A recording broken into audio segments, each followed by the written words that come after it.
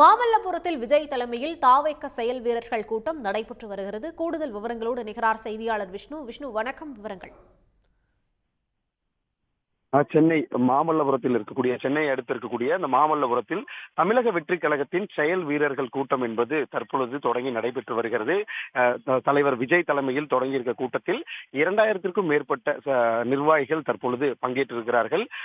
இதே போல மாநில, மாவட்ட, நகர, பேரூர் பகுதி உள்ளிட்ட நிர்வாகிகள் இந்த கூட்டத்தில் பங்கேற்றிருக்கிறார்கள்.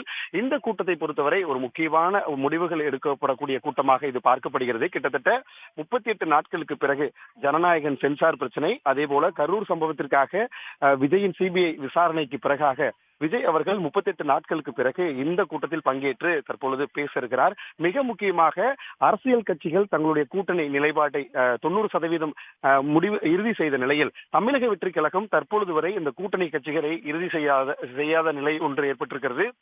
இதன் முடிவு கூட்டணியாக தேர்தலை சந்திக்கிறார்களா அல்லது தனித்து சந்திக்கிறார்களா என்ற முக்கிய அறிவிப்புகளையும் விஜய் இன்று இந்த கூட்டத்தில் அறிவிப்பார் என எதிர்பார்க்கப்படுகிறது. சற்று நேரத்துக்கு முன்பாக செய்தியாளர்களை சந்தித்த செங்கோட்டையன் அவர்களும் இந்த ஒரு உறுதியை தான் செய்தியாளர்களிடம் தெரிவித்து சென்றிருந்தார். இந்த நிலையில் சென்னை மாமல்லபுரத்தில் இருக்கக்கூடிய இந்த தனியார் அரங்கில் செயல் வீரர்கள் கூட்டம் என்பது நடைபெறுகிறது. சற்று நேரத்திற்கு முன்பாக விஜய் மேடை ஏறிய நிலையில் இங்கே கூடியிருக்கக்கூடிய நிர்வாகிகள் அனைவரும் விசில் அடித்தபடி தாவேகாவிற்கு விசில் சின்னம் ஒதுக்கி இருக்கக்கூடிய சூழலில் விஜய் அவர்களை விசில் அடித்து வரவேற்றக்கூடிய காட்சிகளையும் நம்மால் நேரடியாக பார்த்தோம்.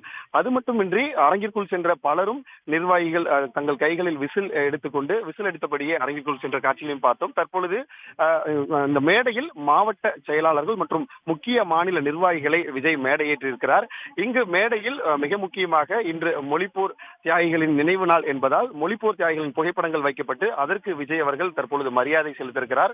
அதே போல கட்சியின் கொள்கை தலைவர்களின் புகைப்படம் வைக்கப்பட்டிருக்கிறது, அதற்கும் மரியாதை செலுத்தியிருக்கிறார். மிக முக்கியமாக விஜய் அவர்களின் பேச்சு இன்று அரசியல் வட்டாரத்தில் ஒரு எதிர்பார்ப்பை ஏற்படுத்தியிருக்கிறது. தாவேகாவின் கட்சி இந்த தேர்தலை கூட்டணியாக சந்திக்குமா அல்லது தனித்து சந்திக்குமா என்ற இறுதி முடிவை அவர் இன்று அறிவிப்பார் என்ற ஒரு பெரிய எதிர்பார்ப்பு எழுந்துள்ளது. விரிவான விவரங்களுக்கு நன்றி விஷ்ணு. உடனுக்குடன் செய்திகளை தெரிந்து கொள்ள சன் நியூஸ் பெல் ஐகானை கிளிக் பண்ணுங்க.